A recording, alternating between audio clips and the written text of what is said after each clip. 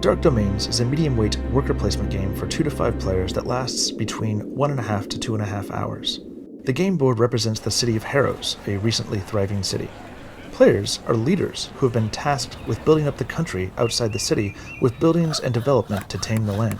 But we don't actually want to do any of that. Because we aren't nerds, what we actually want to do is appear to be playing ball with Harrows, but slowly corrupting our buildings and countryside with darkness, despair, and sorrow, because we secretly wish to appease our one true Dark Lord, the Necromancer, who cares not for money, nor earthly success, nor victory point tokens. Instead, he cares about skull tokens. Dark Domain's mechanics are deeply tied to its themes, so understanding the theme assists in comprehending the procedures of the game. In broad overview, the game will take place over several rounds which consist of all players proceeding through 8 phases. Most notably the minion phase, where you take turns placing your minions across the town or in spaces in your lands. You'll then have the opportunity to build buildings in your lands, and shortly thereafter you will turn your attention to 2 separate groups of losers who insist on valor, goodness, and probably gentrification despite claiming to be woke on Twitter. The 2 groups will each separately pick 1 space on one player's board and attack it with the dice indicated on each hero's card. This is the primary loop of the game. Send out minions, get stuff, build stuff, then have do-gooders attempt to bust up your stuff.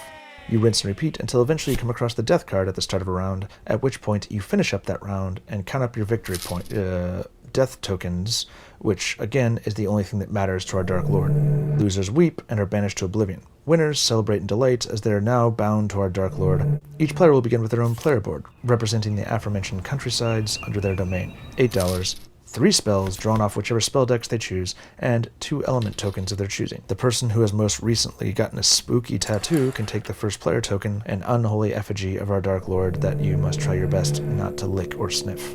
And so play begins. Each round appropriately begins with Phase 1, the Fortune phase, wherein someone draws the top 2 cards off the fortune deck one by one and places them next to each other in the specified area of the main board. As you read each card, if the symbol of its neighboring card matches, you read and execute the top bit. If not, you read and execute the bottom bit. And we're off. Phase 2 is the preparation phase. With each phase, you'll see an associated symbol on the board. If you have any cards available that match that symbol, you may play them during the corresponding phase, doing so in turn order. That is the case with all phases, but this phase in particular has no associated activity, so just move on afterwards. Phase 3 is the minion phase, where the meat of the game is played out, and so we will now turn our attention to the city of Harrows and identify all the shenanigans Necromancer fans, such as ourselves, can engage in. Players will take turns, each placing one of their minion tokens in available spaces until all minion tokens have been placed. In the next phase, spoiler alert, players will resolve these spaces in the order of the pathway printed on the board, but they will not be resolved during this phase. So we will talk about what ultimately will be resolved, but not in this phase, now. Spot 1. The Seer. Grab 3 cards off the fortune deck. Take a little look-see, then replace them back on top of the deck in any order you wish, with a sinister little giggle in order to suggest you've actually seen some useful information, when in all likelihood you have not. Spot 2. Business District. Just grab 2 coins, dummy. Spot 3. Take 2 spooky evil tokens, which again represent the only thing that matters in this game. Spot 4. Pay 12 buckaroos for high-end assassins that get the job done. And by job, we mean either remove and replace any one adventurer at the top of the board, or remove any henchman from any other player or the available stock, or kick any other player's minion that would activate after this point off their current space, whereby the owner of said minion repositions that minion somewhere else. If you're a bit cash poor, you can also choose to substitute however many evil tokens you wish, wherein the skull tokens are equal to 2 coins each. So for example, you can play 8 coins and 2 evil. If you can't figure out this math, just ignore it and move on. Spot 5. Pay $2 for a street thug. Street thugs are kind of like the aforementioned high-end assassins, except they're probably drunk, and therefore you roll a 6-sided dice to see if they actually succeed at doing the same thing their higher-end brethren can pull off 100% of the time. If you roll a 1 or a 2, they actually succeed. Otherwise, you've wasted your turn, and the other players laugh at you and say you get what you pay for while you mutter unholy obscenities under your breath that might even make the Necromancer himself blush. Spot 6. The Architects Guild. Grab the corresponding building and put it not on your board, but next to your pile of junk. Don't pay anything. Don't waste other players' time by talking about it or waiting for others to grab theirs first. Spot 7. grab the corresponding henchman for free, put him face up in your player area, and he will generally remain there for the rest of the game unless murdered by other jealous players. He now can do his actions during the correct corresponding phase, usually involving converting some kind of tokens to some other kind of tokens, and often dependent on having more corrupted buildings than shiny white ones. Spot 8, the Builders Guild. This is perhaps the most popular destination because it's got a big circle, and so, unlike any other area on the board, any number of minions can plop down in said circle and do business. As many times as you want, you can pay $1 and get 2 wood, or $1 and get 1 rock, or $1 and get 2 workers, or pay $2 and get 1 metal. This happens simultaneously and as many times as you wish, accumulating as many resources as any player can afford, with a maximum of 10 of each type. This is the stuff used to actually build the buildings that you want to build, hence the name, the Builders Guild. Spot 9, the Tower of Elements. This is where you get elements, which are used primarily to power up spells. These spots fill up fast, and can be the most consistently contested spots on the board, because there aren't many other great ways of getting elements, and spells are definitely a fan favorite. Speaking of which, the Library of the Shading Council. Here's where you get spells. Like many other spots on the board, you don't pay for them. You just grab 3 cards off any of the 3 spell decks of your choosing. In general, the yellow spells assist in getting tokens. Blue cards often prevent players from performing certain actions or using certain tokens. Orange spells are an enormous help because they help you defend against the pesky adventurers, and red spells are take that cards that generally attack other players' resources or cities or monsters.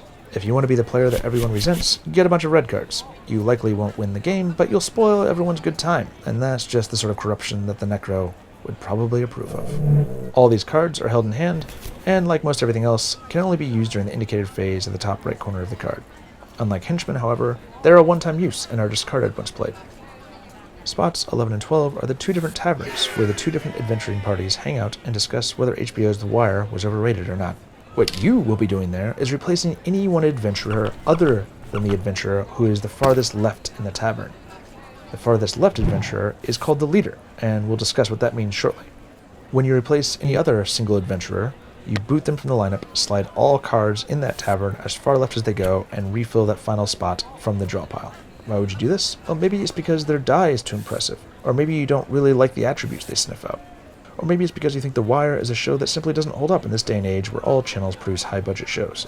It's a very reasonable thing to believe. Spot 13. At the docks, you can hire a mercenary, who's basically just a rent-a-monster. You immediately place him on one of your buildings where they're dark or light side up, and unlike most monsters, he's got a golden ribbon behind his name, which means he can stack up on top of other monsters. When the building he's on is attacked, you get to roll a 10-sided dice and add that to your defense. Not too shabby. Spot 14. If you're a fool, you can go here and grab the corresponding Mystery Henchman card. Turn him face up, and put him into your play area so everyone can mock you for being a moron. Spot 15. The Necromancer. One of the few places where you have to actually pay for what you get. Buy the monster for the price listed at the bottom right of her tile. Then place the tile either in an empty space on your board, or more likely on top of a black, corrupted building to add to its defensive strength. Unlike the dashing mercenary, most monster tokens cannot be stacked since they don't have a golden band. The bottom left shows what the monster will produce during the production phase, usually a single evil token. Spot 16. Grab $2 and immediately grab the first player token, gently. You are now the first player. Spot 17. The Royal Court. Get $2 and the white minion, and next turn you may use the white minion as if it were your own, before returning it safely home again once its action is resolved. Finally, you can also put a minion on one of your white buildings. Before resolving any city action on the board, you will first flip that white building dark and then move on to the city actions. Okay, so not so bad, right? So remember, you place your minions during the minion phase, and then you resolve the location ability during the resolution phase. Make sure you resolve in order, starting with minions on your personal boards, then continuing down the path through town. Next comes the Foreman phase, where you simply pay for any number of buildings you've accumulated by paying the resources shown at the bottom of the card. The card can go wherever you want it to unless it has a symbol showing otherwise, and is always placed white side, face up, except for the very last round of the game.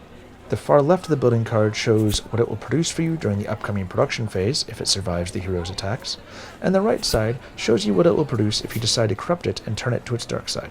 A building's defense is contained within the shield icon at the top right of the card. Next comes the other most notable phase of the game, the Adventurer phase. During this phase, the left party will choose one location to attack it, and resolve that attack. Then, the right party will do the same. The way the location is decided is simply by looking at the far left leader card. On the bottom left of the leader card will be a symbol. Often it's a building tag. If someone has a corrupted building of that type, that's where that group will attack. Sometimes it's an area. If someone has a corrupted building in that area type, they will attack one of those. It can also be a monster icon. If so, they'll attack a monster. And finally, it can be whichever individual space produces the most evil tokens during the production phase. But wait, you exclaim, surely more than one player might have a corrupted church or a corrupted building.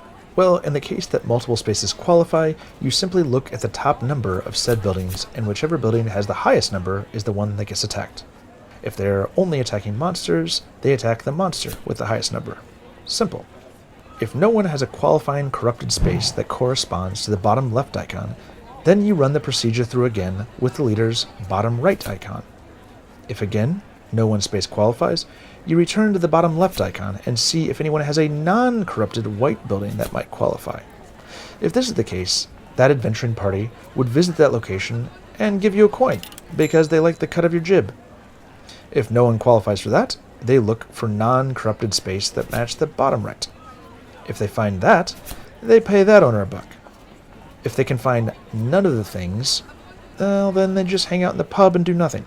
The leader gets punted, everyone slides down to the left, and another adventurer gets added to the end of the row. Now let's talk about the actual attack. When they visit the single qualifying location for their attack, you will roll all 4 dice that correspond to the adventurer's cards. Before this, you may first play any spell you have that is permitted during this phase. Then they roll, and you add it up and compare it to the total defense value of your space.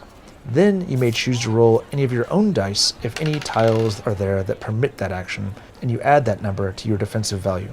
If their dice roll is greater than your value, they win, and you have to destroy all the buildings and tokens on that space. Then the leader is yet again booted, everyone slides to the left, and a new card is added to the end of the line. If, however, your defense value is equal or greater than their roll, you win.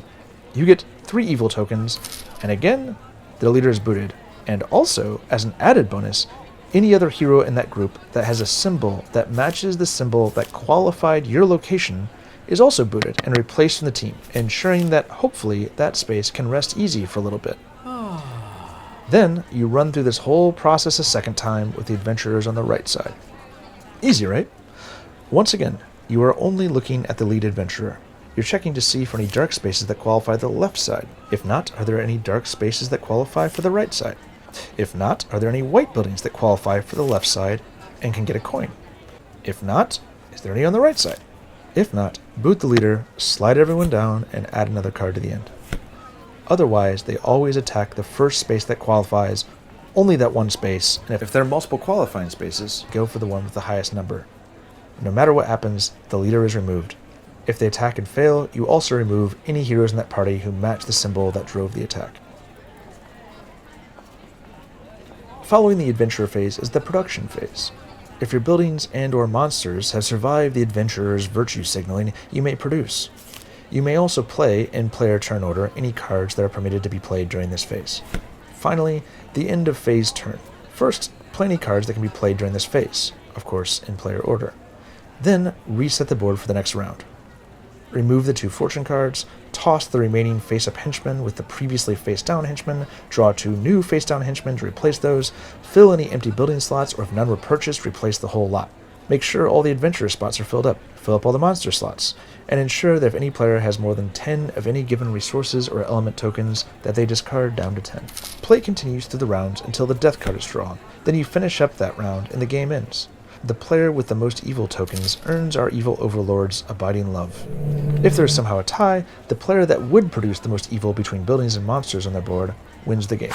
According to the game designer, there is a peculiar omission from the rulebook, and that is, when you flip a building from light to dark, you get a one-time opportunity to immediately move a monster that you own onto that newly corrupted building. Otherwise, there are few opportunities to move monsters once they are placed.